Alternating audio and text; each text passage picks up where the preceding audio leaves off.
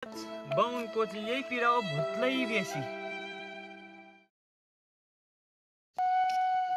ओ तर्फे के गर्दै बसेको?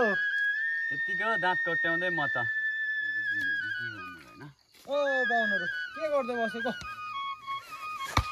सुब्बालाई चाहिँ के खोजी निन्दा चाहियो? केटाहरु त रिसाएको, कस्तो रिसाएको? म त रेला पो गरेको त। तोर्मे पनि आइपुग्यो। के साह्रो भुत्ला आम्मा। त सुब्बालाई चाहिँ के भयो? हामीले त जातले पाएको र पो छ त। हामीले जातले त पाएको हो नि।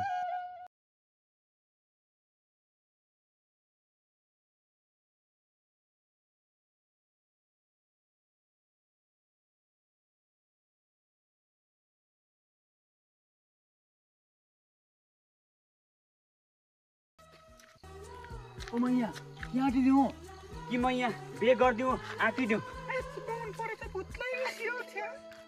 बाउनको चाहिँ यही पीडा हो, भुत्लै बेसी। त्यही त नमस्ते सबैजनालाई, जतिजना पनि दर्शकहरूले हाम्रो यो भिडियो हेरिदिनु भयो सबैले लाइक सेयर कमेन्ट अनि फलो गरिदिनु होला।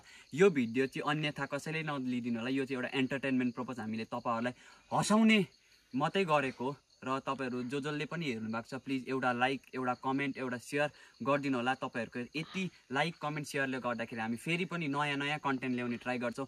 र लास्टमा हामी सबै तोर्पे बोइज एन्टरटेनमेन्टकोबाट सबैको तर्फबाट तपाईँहरूलाई धन्यवाद दिन चाहन्छौँ। धन्यवाद।